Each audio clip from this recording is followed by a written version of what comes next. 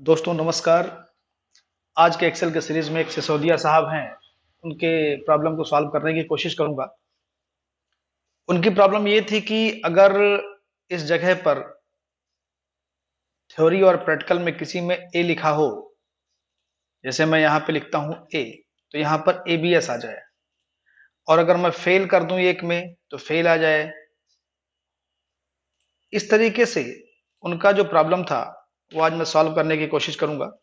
तो अभी मैं इस सेल को खाली कर दिया हूं यहाँ पे फार्मूला लगाने के लिए। यहाँ पे मैं फार्मूला लगाता हूँ, आप इसको देखिए, और बहुत ही अच्छे तरीके से एक ही मार्कशीट में मैंने सारा चीज कवर कर दिया है। फेल, पास, डिवीजन और एब्सेंट, ये सारी चीजें एक ही में कवर हो जा रही हैं। तो आप इसको देखिए और बहुत ही अच्छा वीडियो होने वाला है। आइए शुरू करते हैं। तो इस सेल में हम देखेंगे पहले कि स्टेटस पे देख लेंगे कि फेल, पास, एब्सेंट तीनों यहीं पे अगर आ जाएंगे। और मैं पिछले वीडियो में बता चुका हूं कि ये चीजें अगर आप सेक्शन वाइज नहीं करेंगे तो क्लियर नहीं हो पाएगा कि किस विषय में फेल है या किस विषय में एब्सेंट है, तो इसलिए अलग अलग इसको करना जरूरी है। तो स्टेटस में हम लिखते हैं इक्वल इफ, और ब्रैकेट में काउंट इफ। और फिर काउंट इफ का ये कॉन्सेप्ट होता है कि काउंट इफ में क्या चीज गिनना है और किस रेंज से गिनना है। तो अभी जो मैं गिनूंगा वो केवल इससे लेकर के, यानी कि B7 से लेकर के, और अगला जो सेल हमारा है वो C7 है। C7, इन दोनों के बीच में, B7 से C7 के बीच में अगर देखा जाए तो कितना A है, इसके हिसाब से अगर इसकी संख्या ग्रेटर देन 1 हो, यानी एक से ज्यादा हो या एक हो, इक्वल लगा दिए तो एक भी लेगा। अगर ज्यादा कर देंगे तो एक से ज्यादा होने पे ही आएगा, लेकिन अगर आप इक्वल लगा देते हैं तो एक भी लेगा और उससे ज्यादा भी लेगा। तो क्या हो जाए, तो ये हो जाए एबीएस। इस जगह पे यही कहना था सिसोदिया जी का। तो आगे फिर उसमें देखते हैं कि अगर मान लो एबीएस नहीं है, फिर इफ करेंगे आगे, और एंड के साथ हम देखेंगे, दोनों सेल को चेक कराएंगे कि दोनों में पास होना चाहिए तो पास आएगा, नहीं तो फेल। तो B7, मिनट, तो B7 is greater than equal to 25, comma, फिर C7 is greater than equal to 8। अगर ये ऐसा है तो क्या चीज हो, तो चीज हो जाए ये पास। लेकिन अगर ऐसा नहीं है तो ये हो जाए फेल। ब्रैकेट बंद और एंटर करके देखिए ये पास आ रहा है। अब यहाँ यही यही फॉर्मूला सारे में लगा हुआ है, बस सेल एड्रेस केवल चेंज है। आप देख सकते हैं ऊपर सेल एड्रेस से चेंज है। जैसे अगर आप ये करते हैं तो सेल एड्रेस देखिए कहीं कहीं पे एफ है, कहीं पे जी है, बाकी सेम चीज ही है जो मैंने यहाँ पे अभी आपको बताया है। तो अभी इसमें करके देखते हैं। अगर मैं यहाँ पे एक में 1 कर दे रहा हूं तो ये फेल हो जा रहा है, और अगर मैं यहाँ पे ए लिख दे रहा हूं तो ये एबीएस हो जा रहा है। तो इस तरीके से सवाल जो था वो यही था, लेकिन अब इतने से सॉल्व नहीं होगा। ये पूरा इधर आप देखिए, यहाँ पे आप तब को आप जान पाएंगे रिजल्ट में कि रिजल्ट अगर नहीं देखेगा तो कैसे मजा आएगा कि आपको फेल पास केवल पर्टिकुलर सब्जेक्ट में दिखा रहा है, एब्सेंट दिखा रहा है, या पूरे रिजल्ट में दिखा रहा है। तो आइए अब पूरे रिजल्ट पर देखते हैं फेल, पास और एब्सेंट का क्या कॉलम कैसे पूरा होता है। तो ये चीजें आप यहाँ पे भी सब पे लागू हैं, ये देखिए सब पे आ रहा है। तो इस तरीके से आपका है ये। अब मैं यहाँ पे लगाता हूँ आपके रिजल्ट में। आइए रिजल्ट में देखते हैं कैसे लगेगा। यहाँ पे इक्वल इफ, और फिर काउंट करेंगे कि एक हमारा B7 से स्टार्ट हुआ था, लेकिन आएगा किस तक, हमारा आएगा यहां तक, यानी Y7 तक आएगा। यहां तक फेल पास का या एब्सेंट का कॉन्सेप्ट चल रहा है। तो अब यहां पर लिखेंगे काउंट इफ, और ब्रैकेट में B7 से लेकर के और Y7 तक, यहां तक पूरे में काउंट करना है। क्या चीज काउंट करना है, ये काउंट करना है हमको फेल।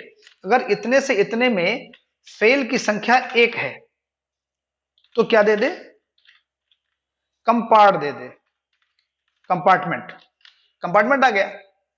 अब फिर इसके बाद हम देखेंगे कि अगर हमारा, फिर इफ, और फिर काउंट इफ लगाएंगे, काउंट इफ, और काउंट इफ के बाद रेंज हमारा वही रहेगा B7 से लेकर के और Y7 तक। अगर इसमें फेल की संख्या, फेल ब्रैकेट बंद ग्रेटर देन इक्वल टू 2, अगर 2 है तो क्या दे दे, तो ये फेल दे दे। 2 हो या 2 से अधिक हो तो फेल दे दे। और फिर कॉमा लगाएंगे हम और फिर लिखेंगे कि इफ, दोस्त समझने की कोशिश कीजिएगा, बहुत ही जबरदस्त फार्मूला होगा ये, क्योंकि एक ही मार्कशीट में मैंने सारा चीज बताने का प्रयास किया है। और फिर रेंज वही देंगे B7 से लेकर के Y7 तक। इस रेंज में क्या चीज काउंट करना है, यहां पे करना है ABS करना है काउंट। अगर ABS की संख्या हमारी ग्रेटर देन इक्वल टू 1 हो, अगर एक है या एक से ज्यादा है, ग्रेटर देन और इक्वल, अगर हम इक्वल हटा देते हैं तो केवल 2 लेगा, 3 लेगा, 4 लेगा, एक नहीं लेगा, लेकिन इक्वल लगा देंगे तो एक भी ले लेगा। तो अगर इसकी संख्या हमारी क्या है, एक मिनट दोस्ती आ रहा है, अगर इसकी संख्या हमारी एब्सेंट है कितनी, एक से ज्यादा, तो ABSENT, ठीक है, ABS है एक से ज्यादा है तो एब्सेंट लिख दे। और अगर ये सब नहीं है तो क्या लिख दे, पास लिख दे, और फिर ब्रैकेट हम बंद कर देंगे। ये देखिए, अब हम देखिए करके देखते हैं। यहां पे अगर हम इसमें A कर देते हैं तो देखिए ABS आ गया स्टेटस में और रिजल्ट में आ गया एब्सेंट। और अगर हम यहां पर 1 कर देते हैं तो ये पर्टिकुलर फेल दिखाएगा, कंपार्टमेंट दिखाएगा, और अगर हम बगल में इसी को फेल कर दे रहे हैं तो फेल दिखा देगा। तो इस तरीके से आपका जो ये रिजल्ट है बन गया। लेकिन अभी इसके बाद हम बात करेंगे डिवीजन वाले कॉन्सेप्ट की बात करेंगे। ये आपका हो गया। अब यहां डिवीजन में कैसे होगा, इक्वल इफ। अब डिवीजन हम देखेंगे कि डिवीजन हम तभी निकालेंगे जब फेल पास होगा। तो AB7, कौन सा, AB7, तो हम लिखेंगे if AB7 is equal to pass. अगर पास है तो फिर अब हम आ जाएंगे परसेंटेज वाले पे, फिर देखेंगे इफ परसेंटेज हमारा है AA, ये देखिए परसेंटेज हमारा ये है और रिजल्ट ये है। तो अगर पास है तो इसकी जरूरत पड़ेगी चेक करने के लिए, अगर यहाँ फेल होगा तो इसकी जरूरत नहीं पड़ेगी। तो फिलहाल हम यहाँ पे AB7 देख रहे हैं कि AB7 इज इक्वल टू पास। तो क्या करें, फिर इस परसेंटेज को चेक करें, यानी कि AA7 वाले को चेक करेगा। तो अब हम करेंगे AA7 is greater than equal to 60। तो क्या होगा, तो हो जाएगा, आप, मैं 60 ले रहा हूं, आप 70 70 भी ले सकते हैं। फिर इफ करेंगे और AA7 is greater than equal to 45, तो ये हो जाएगा सेकंड। और फिर हम करेंगे इसी चीज को थर्ड पे करेंगे कि if AA7 is greater than equal to 33, sorry 44 हो गया, 33, अगर ऐसा है तो ये हमारा हो जाएगा थर्ड। अब इसके बाद क्या करना है, यहां पे हमको इसको क्लोज कर देना है, मेन ब्रैकेट को नहीं बंद करेंगे, अभी हम उसी लूप में चलेंगे, नेस्टेड लूप है ये, नेस्टेड इफ है। तो अब आगे फिर देखेंगे हम कि इफ हमारा अगर AB, जहां पे हमारा रिजल्ट आ रहा है वहां पे अगर कंपार्ट लिखा है, तो AB7 is equal to compart, COMPART, compart है अगर, तो क्या लिख दे, तो कंपार्टमेंट लिख दे, कंपार्टमेंट। और अगर कंपार्टमेंट नहीं है, फिर अगर चेक करेंगे कि अगर एब्सेंट लिखा है तो क्या लिखे, comma, if AB7 is equal to absent. अगर एब्सेंट लिखा है तो एब्सेंट लिख दे, ABSENT। और अगर ये सब कुछ नहीं है तो क्या कर दे, तो फेल लिख दे। अगर पास नहीं होगा तो फेल होगा। ये देखिए थर्ड आ गया। थर्ड क्यों आ गया, थर्ड इसलिए आ गया क्योंकि ये जो मार्क्स है ना थर्ड के हिसाब से, अगर मैं यहाँ पे देखिए अभी मैं एक में फेल कर रहा हूं तो कंपार्टमेंट आ जाएगा। अगर मैं यहाँ पे मान लिया A कर दे रहा हूं तो एब्सेंट आ जाएगा।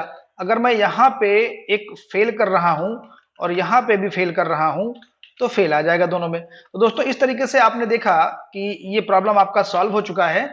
और अब हम कोशिश करेंगे कि इसका फार्मूला हम नीचे आपको यहाँ पे दे दें जिससे आपको आसान हो जाए। अगर मैं एक सब्जेक्ट का फार्मूला देना चाहूं तो मैं यहाँ से उठा के मैं भी कॉपी पेस्ट करके आपको दे देता हूं, जिससे आपको थोड़ा सा इजी हो जाए समझने के लिए।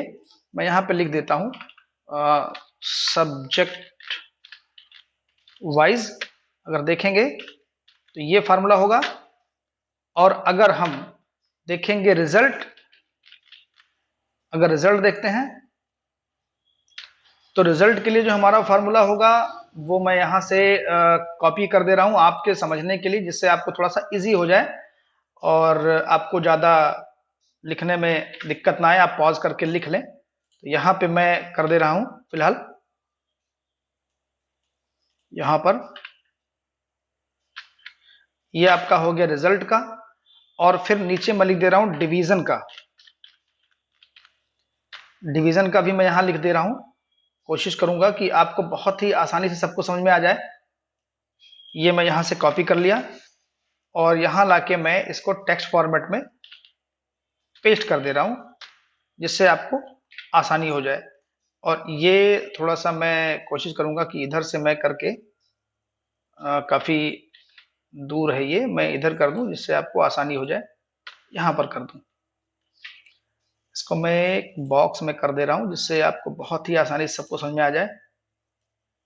ये दोस्त आप समझ सकते हैं, ये आपके लिए बहुत ही आसान हो जाएगा कि आप एक एक चीज का फार्मूला नीचे यहाँ पे पा जाएंगे